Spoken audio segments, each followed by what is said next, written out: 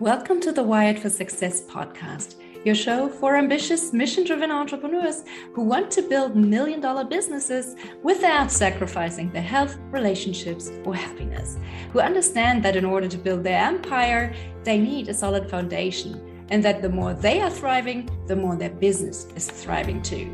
This show brings you the very best from science, self-development, and entrepreneurship to set you up for sustainable success. Hi, I'm Claudia Garbutt, the scientist turned mindset and high-performance coach for entrepreneurs, and I help you get wired for success. This episode is brought to you by L-Nutra, nutrition technology for longevity. Are you looking for a smarter, science-backed way to support muscle health and longevity? Meet L-Protein from L-Nutra, the only plant-based protein powder of its kind, uniquely designed to enhance muscle growth and slow down the aging process. Unlike typical whey proteins, which activate pro-aging pathways, L-Protein supports your body with 25 grams of complete plant-based protein designed to keep IGF-1 low for optimal aging.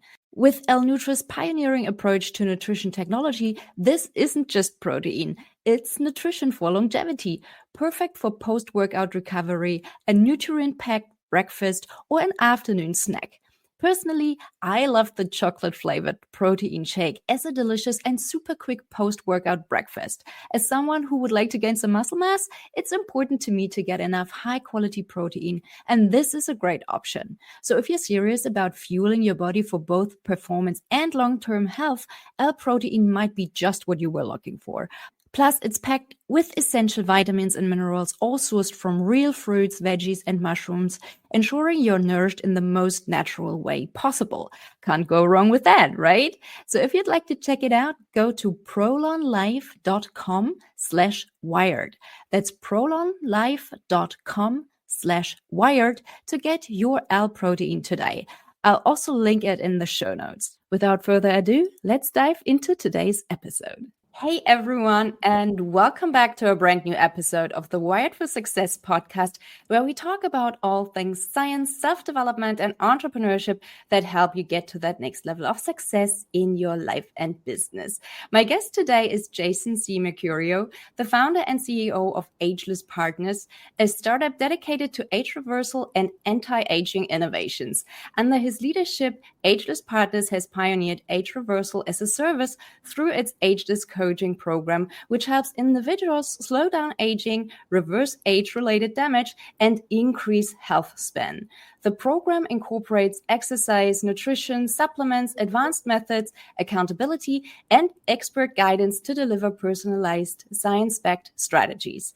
Prior to founding Ageless Partners, Jason worked in machine learning, data science, and algorithmic trading systems for multiple hedge funds and proprietary trading companies. Welcome, Jason, and thank you so much for taking the time to talk today. Thanks, Claudia. I appreciate you having me on. Yeah, this is going to be fun. So, Jason, as the CEO of Ageless Partners, how old do you feel today? I would say I feel young in many ways.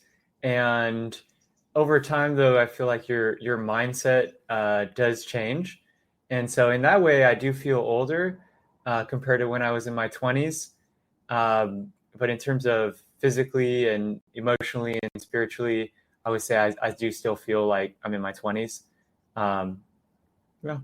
So you're just wiser. You're aging like a good wine. That's the idea. Why is age reversal and anti-aging so important to you? Well, for me, I see it as actually a moral obligation that our society has to pursue.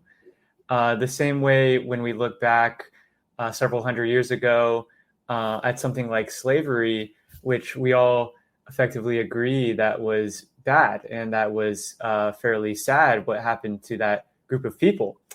I think hundreds of years from now, we're going to look back and think exactly the same thing. And our society hasn't quite caught on to the degree of which that I have on how aging is actually malleable and can potentially be defeated if enough resources go into it. And so it all started really seeing my grandparents get old and pass away. I thought to myself, well, that could be inevitable. or it could not be inevitable. And if it's the latter, we should do something about it. So that's the way I see it. That's such an interesting thought, the moral obligation, because I mean, I can't say that I enjoy getting older that much, but it kind of seems to me that maybe instead of trying to fight the inevitable, because so far no one has lived forever, shouldn't we just learn to accept it gracefully?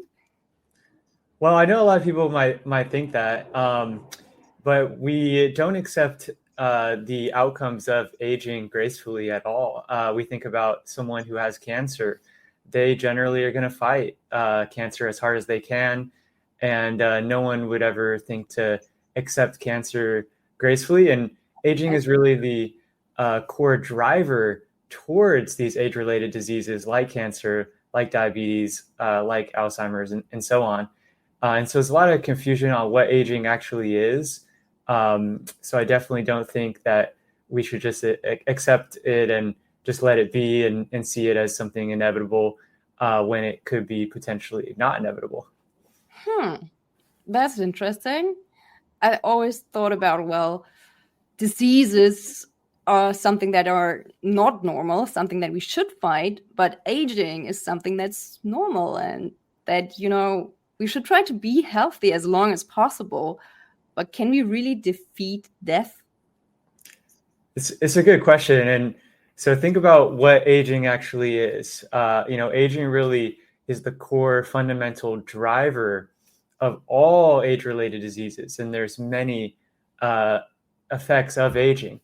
And so, we can further differentiate it into, say, three types. You have chronological aging, which occurs over time. 1 year passes, you get a year older. There's developmental aging, which we all want, the developmental process that takes an embryo and turns it into an adult. And then there's biological aging, which is the part we actually don't want. And that is the part that really drives you towards age-related diseases. And it really makes you more susceptible to diseases that you wouldn't be susceptible when you're young. You could be more susceptible when you're older. And it really takes a lot of life away. A lot of people, they think that life has more value because there is an endpoint. But if you talk to someone who's, in good health and much older, who's say 80 years old, they still want to make it to 81. They're not thinking like, oh, this is the end. They are fighting against it. A lot of them are. And, a lot of it has to do with they love their lives. They want to live more, have more time with their families, So would you actually want to live forever if someone offered you the possibility? I would say, when you think about it, usually you want to live at least till tomorrow. And that trend will continue, assuming you're in good health, assuming you're, not extremely depressed or in a wheelchair. Most people are going to at least want to continue on. And I see that indefinitely for myself too. But what about the world's resources? Aren't they limited? And what do we do if everyone wants to live forever? Well, as we develop new technologies for targeting biological aging, we'll also have other technologies being developed in parallel. So there'll be plenty of resources for everyone because aging is a very difficult problem, and we won't actually have it defeated for a while. And over that time, our technology is going to develop quite a bit. So we'll be able to have plenty of resources for everyone, and there won't be a huge constraint in that regard. There'll be a lack of scarcity and more abundance, essentially. That sounds amazing. Now, how afraid are you of your own death? Like, is that something that really scares you? I would say I'm not like scared of it per se, but I think just like anyone else, they want to continue to live. And so, for me, I enjoy life. I want to keep going. And, I'm big on the entire concept of don't die and, staying alive and healthy. In the past, where we may have thought that there could be no way to target aging, even a decade ago, people would have potentially thought that there was no way to actually beat it. But now that we realize that it is malleable, it sort of changes your mindset and makes you a little bit more risk averse. So, when I was young in my 20s, I would do more risky things in general. And now I'm like, well, I'm probably not going to be going bungee jumping anytime soon. So, yeah, I think I'm not that afraid of, I think I'm afraid of the process of dying, because that feels like it could be really painful. And I've been in a lot of pain during different times in my life. So that's not something I look forward to. But I'm not that afraid of what happens afterwards, if that makes sense. What do you believe happens when we die? So I would say, I think that, and I know everyone has their own beliefs on religions and potential afterlives and things like that. I would say I fall into more of the agnostic kind of area, where we don't really know what happens after someone dies. I think that as smart as we think we are as a society, there's still a lot of unknowns and still many things to be discovered. But I'm definitely on the, there's more to figure out, and we don't really know, essentially. But I would lean towards, more towards the side of an atheist side, where it's like we're built out of all these components, right? And let's just think of like a small cell. Well, when a cell dies, well, what happens? Well, all those parts are gone. And then you go up one layer, say a group of cells or even some tissues. If those groups of cells or tissues die, what happens to those? Well, they're effectively gone. What were they built out of? Well, they were built out of cells and organelles and in turn atoms and macromolecules. And so if we go up another level, to an organ, if a kidney dies, well, what happens to that kidney? Well, I mean, it's effectively gone. Does a kidney have an afterlife or something? I don't know. I kind of doubt it. And you go up one layer to an organ system, right? Say the whole circulatory system or the digestive system. And the same argument can be made, and of course, on the top level of an organism. So I think there's a lot we don't know on what other spaces these things could exist in, because our ability to observe them are limited, because we can only see and smell and things, and we can use tools to sort of take measurements and sort of determine, is there a way that when this does happen, when say a single cell or a whole organism dies, could it be now in another world?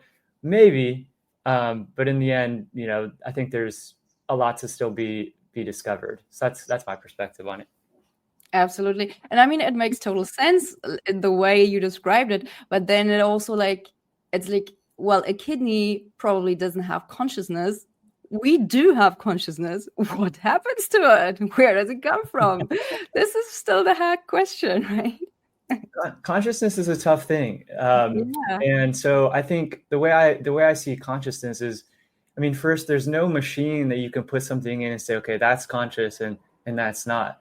We assume that other humans are conscious because we perceive our own self-awareness. But who's to say there aren't levels of consciousness as well? I mean, my kidney is aware when something comes into it or goes out of it. And so it could have some level of consciousness. So it's hard to say. No, that's true. Good point. So what's your vision and mission for Ageless Partners? So our vision and mission is to accelerate progress towards defeating biological aging. And that's been our core mission from the start. I've always seen aging as something, biological aging in particular, as something that does cause not only age-related diseases, but suffering and essentially mortality. So our mission is to really help the world to accelerate progress and to actually defeat it. And it's a very challenging thing to do because it's very complicated, and we're dealing with a problem that is starting to, we're starting to peel back the onion on what kind of problem we're dealing with, but it's extremely difficult because there's so many types of cells in the body, so many, in each cell is effectively aging in a certain way, and everything's all interconnected. So really, we want to accelerate progress. And right now, I have several products and services. I have some supplements. I have an ebook, and then I have a coaching service.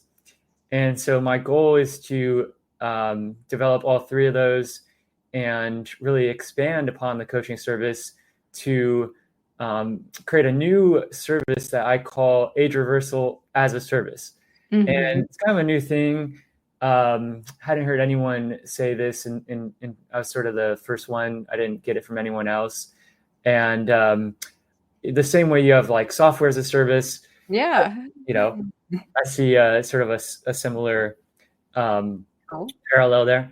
And the idea really is like, all the information a lot of it's available, right? I mean, you can look online and you can figure out, okay, what do I eat? What exercises do I do? But we want to take that a step further. And, the implementation and the execution of those protocols and of those habits is actually very difficult for people.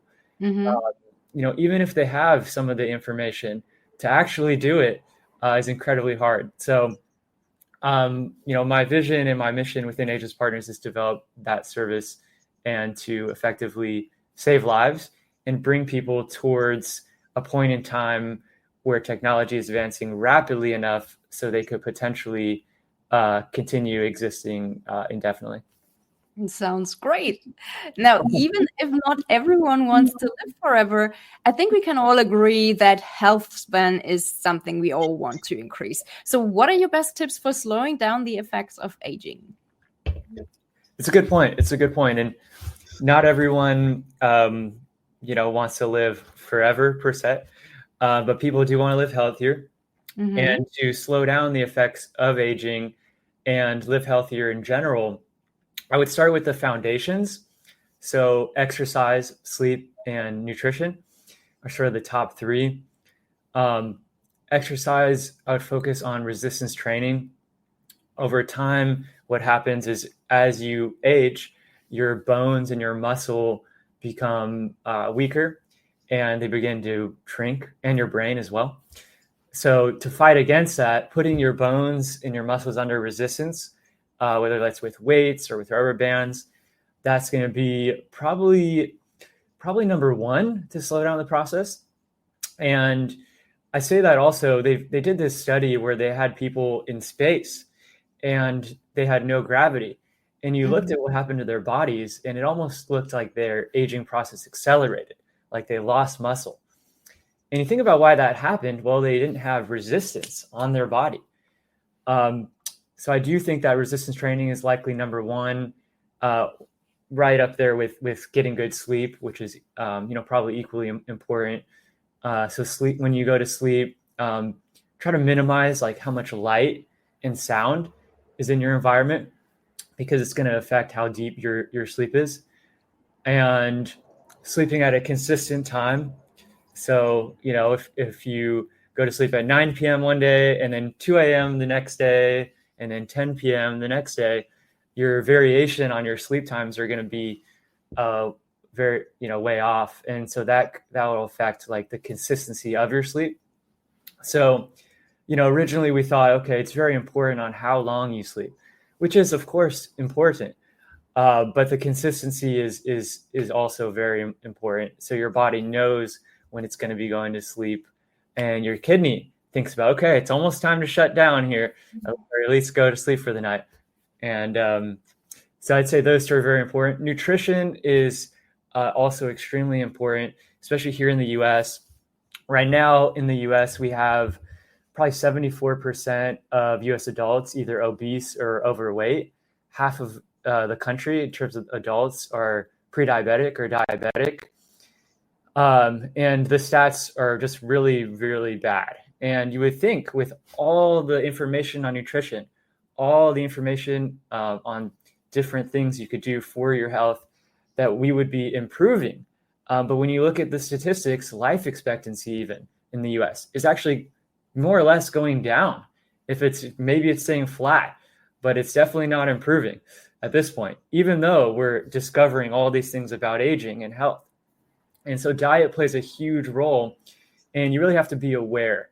Awareness is key, because when you go into a restaurant and what they serve you is more or less not good for your health, it becomes very difficult for you to maintain your health. So I think that diet is very important. Food as medicine. People underestimate the power of food. They'll think, oh, well, I have to get something from the doctor to address this disease state that I have. But when you start to dig into food, or even a natural compound like a supplement, and you realize that the benefits are extensive and the side effects are very low, so being able to use that to address all kinds of diseases, I think is critical. And so all three of those combined is going to really lay like a solid foundation for longevity. Yeah, thank you so much for sharing.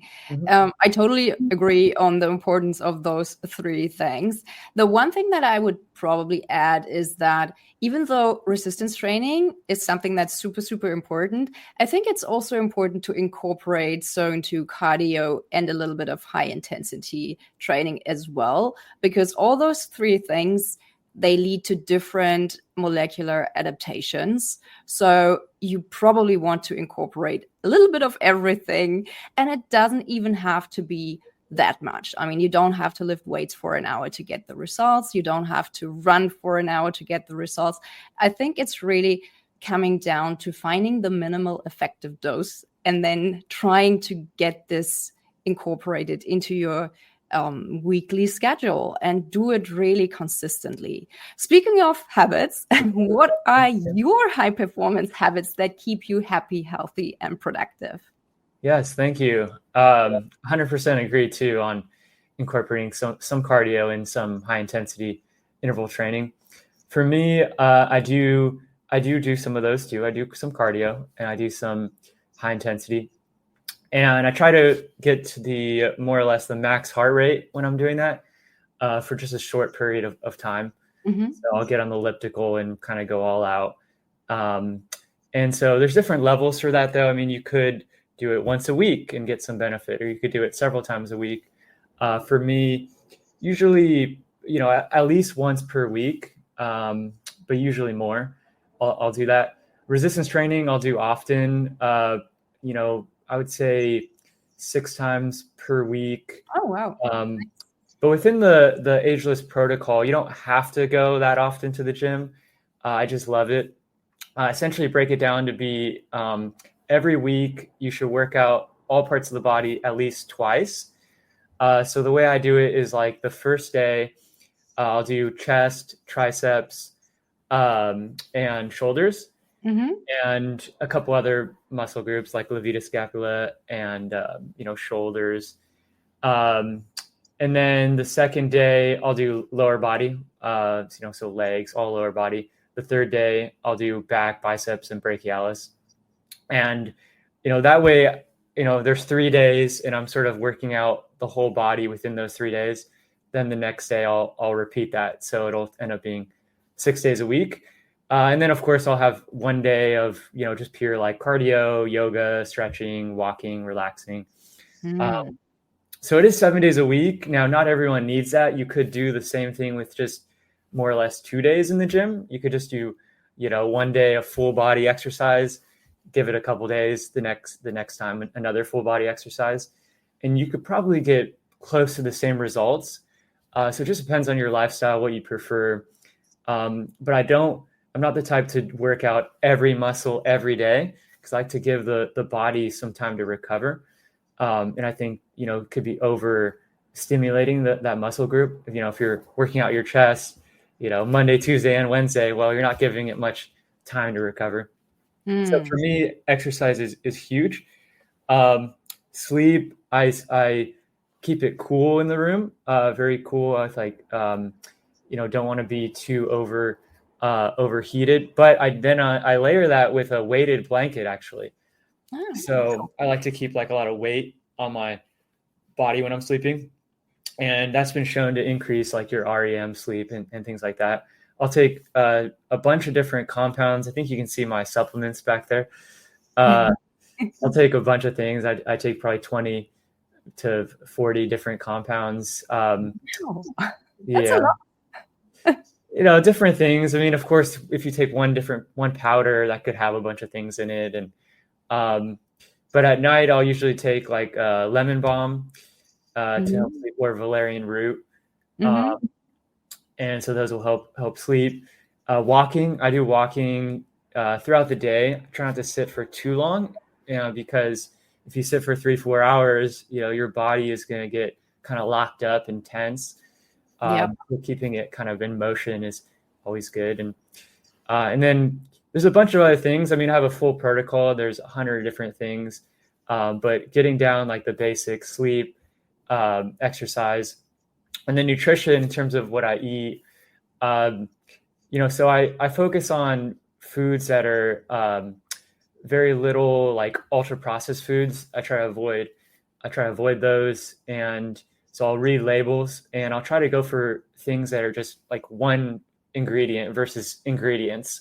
So like if something has 50 ingredients, I basically won't eat that. If I go to a restaurant, like I'm going to ask them, hey, like, are there seed oils, in this food? The other day, actually, I went in this restaurant. I was trying to order. I was like, hey, can I, do your beans, do they have seed oils? They say, oh, yes, they do. I said, how about the rice? Does the rice? They're like, yes, we put canola in that. I was like, the vegetables, how about the vegetables? And this is a pretty good restaurant. This wasn't like a McDonald's. This was and they're like, yeah, the vegetables do. It's like, okay. So I ordered like a plate with grass-fed steak, and I got like a double grass-fed steak. And then the plate came, and I just wanted to double check with them. I was like, hey, I just want to check, like, does this have canola in it? And they're like, oh, well, we soak the steak in canola. And I was like, yeah. So I had them send it back, and they brought me like a salmon and like a salad and something that was clearly didn't have any seed oils. So I pretty much will try to just cook all my food myself, because every time I go out to eat, like, I'm just trying to get it without things that I believe are poison, more or less poison. And it's very hard. And there's not many restaurants you can end up going to. Let me pause there. You got questions on any of that? Oh, well, that's super interesting. Maybe we should maybe more people should open up those restaurants for all the health conscious people out there. But something that I was curious about is, what metrics do you track? Do you track your HRV, body weight, certain blood markers? What do you track? Good question. So I did do a DEXA scan recently, and I was pretty happy with it overall. So DEXA scan, for those who don't know, will measure your bone density, as well as different parts of your body on how much fat you have. And so I had essentially no fat, which was sort of interesting because I consume a lot of fat in my diet, high qualities. And so I tracked that, bone density as well. I was in a good section for that. So, and then I track my sleep very closely. I use a Whoop to track that. And so every morning or every night, you click the button, your Whoop knows you're going to bed, and then you wake up and you can see your sleep stats. And so every day, I look, what was my heart rate variability? What was my resting heart rate? And what was my recovery and sleep performance? So I track those. I've experimented a lot on what is going to affect my sleep. And I've made different inferences over the years. And there's always a bunch of factors. It's never like there's one thing, but there might be, you can come to some high level conclusion from it. So sleep and sort of bone density, I do track. I also subjectively track my fitness levels. So how is my grip strength feeling? Can I do pull-ups? Can I do push-ups? Can I get onto elliptical, fine. When can I walk? Fine. And so I'm all about functional biomarkers. I do look at other things in my blood, but not as frequently. I think that we're still learning how the body works.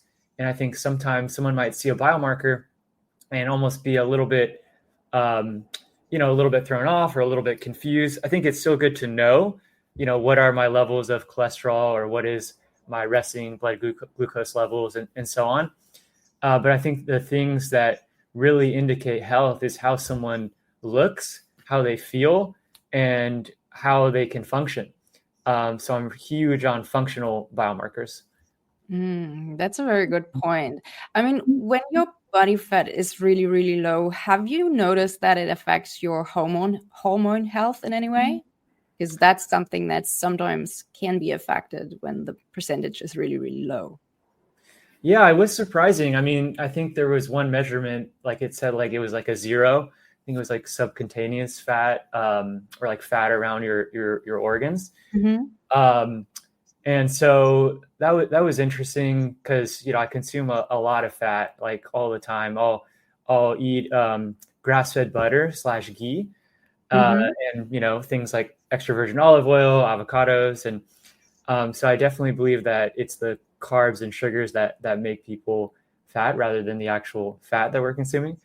In terms of hormones, I'm not hugely concerned. I think that, like, if you have a certain hormone out of balance, like your testosterone's too low, you're usually going to have, you'll likely have some type of symptom. And, I have no symptoms. So there's probably more measurements that, I would be taking. With unlimited resources, I probably would be checking things more frequently, getting all kinds of blood tests to track. But without any symptoms, I'm not hugely concerned. What have you seen in the past? Like if someone's very thin, like what happens? Is their testosterone lower or what do you think? Yeah, I think it's especially a problem for women. They stop menstruating and that's, their hormone level just dips. So especially if they're concerned with things like fertility or stuff, that could be impacted. So something just to keep in mind for people who are like trying to have as little body fat as possible. That, might not be the best. And do you think that's from a lack of body fat or a lack of muscle? No, I think definitely that you need the fat as well, and that this is important. I wouldn't aim for 0 body fat. Oh, so, sure. Yeah, but do you have any other favorite biohacks or gadgets that you use frequently and that you would like to share with our audience today? Yes. So I do use red light therapy every morning. Yeah. I wake up and I have this panel right here. And usually which one are you using? Just I can almost show you. Do you want me to show you real quick? Sure. There it is. Oh, wow. This is a big one. Oh, yeah. It's by Platinum LED. And it's a good one. It has like 5 or 6 different wavelengths. And so I just wake up every morning and it's kind of the first thing I do, just a little bit on kind of all parts of the body. I've been doing it for years and, it's not going to be as powerful as something like resistance training, but it's definitely going to, there's some evidence that shows it helps like regulate your glucose, improve your skin, collagen, and even optimize your hormones. So I definitely think that having different interventions that incorporate light or sound, things like that, although they're still being studied, I have a feeling that they play a bigger role than people might think, because the body is, it's made out of these cells, but also this bioelectric signaling pattern. And so take the sun, for example, other things I do too, biohacks. are just things that are very like, some of them are very basic, like getting a little bit of sunlight in the morning, or going onto the beach and doing what's called grounding, where you're walking barefoot. Things like that. I always notice that are much more powerful than people think. Like, I can even see on my sleep scores when I go on a long walk on the beach, which may seem, someone might think, well, that's so basic. That's no advanced trinket, advanced gadget, but it's incredibly powerful. I have other devices that I'm testing and that I'll use. I have like an ultrasound device. I just got the Sensate, this device that you wear that can kind of calm you down. Haven't really tested it too much. Other things like I'll use are just like to maintain strength. So like bands, pulling apart bands and things. And then I have another thing I can, it like vibrates this nerve right here. It stimulates like more fluid in the eyes. It's called the iTier 100. So it's sort of like, if you have to do eye drops, normally I was doing those for years, and then I just use this now instead. Blue light blocker glasses, I'll wear these. Love these. And there's a few other things that I'll use. I do like a little bit of the cold showers and some sauna as well. I don't think those are going to like make it or break it on someone. But if you're using them, just for enjoyment and potential longevity benefits, I think is fine. So yeah, I think they're pretty powerful. Now, from a business perspective, what have been the biggest challenges that you have encountered while building your business, and how are you addressing those challenges? Yeah, I think the biggest challenge is really, in general, starting a business is hard. You were mentioning about the audience, entrepreneurs and that are trying to stay healthy. I think it's very difficult because when you are an entrepreneur, you really are getting kind of this funnel of things going wrong directly to you. So whether that's a consultant who's not doing things correctly, whether that's something in your marketing that's not performing, whether it's maybe going in the wrong direction. And so I've had to pivot several times. I think the hardest part has been acquiring clients. And really, we're creating something that doesn't exist yet in terms this kind of coaching, program to help people maximally slow down their speed of aging and effectively begin to reverse the effects of aging. So the messaging of that, I think, has been a little bit of a challenge because it's so new. And most people, they don't think about aging. Day to day, a lot of people don't even think about health, especially here in the US. So I think that's been a challenge to slowly shift the mindset of people towards health, and then actually getting clients to put money into their health. I think that's been a challenge as well. Yeah, for sure. So what has entrepreneurship taught you about yourself? Yeah, I would say, I definitely think that it's hard, and it's taught me that the key is really persistence and determination.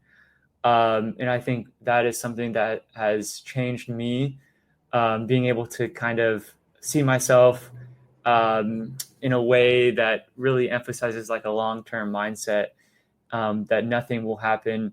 I kind of knew this going into it, that, nothing happens overnight. But I would say I've learned that I guess that I can have persistence over many years, and that's really been my mindset with Ageless Partners. It's never been to defeat biological aging in any, obviously we love to defeat it tomorrow, but I think it's going to take a long time. And so really for me, just having a certain level of persistence, and I've learned that I can do that, which is good. And, there's other little things that, of course, I've learned about myself. I think that's definitely a big one. Yeah, we all have to be more patient with ourselves, I guess. Right. And learn to enjoy the journey. with all the ups and downs. Agreed. It's not easy. It's not easy. It really isn't. Now, where can our listeners find you online if they would like to learn more about you or connect with you? Yeah, so people can feel free to follow me on Instagram. My handle is Jason C. Mercurio. And you can also find me online if you just Google Ageless Partners. You'll find all kinds of information, my website, and you can find me on LinkedIn, Facebook, and so on. But feel free to reach out if you have questions about how slow down your speed of aging or optimize your health in general. And that would be the best way to reach me. Perfect. Jason, again, thank you so much for talking today. It's been a pleasure talking with you. Thanks, Claudia. I really appreciate it. Thanks for having me on. Absolutely. Take care and talk soon. Bye. Cheers. Thank you so much for listening to the Wired for Success podcast. I hope you've enjoyed this episode. If you did, please take a sec to rate and review my show or share it with a friend. That way you can support the show and help me reach and support other entrepreneurs like yourself as well. If you would like my help to figure out how you can go from overwhelmed and overworked hustler to empowered and confident leader, check out my website at www.wiredforsuccess.solutions and book a free 20-minute strategy session with me. Can't wait to help you get wired for success. Until next time, take care. Bye.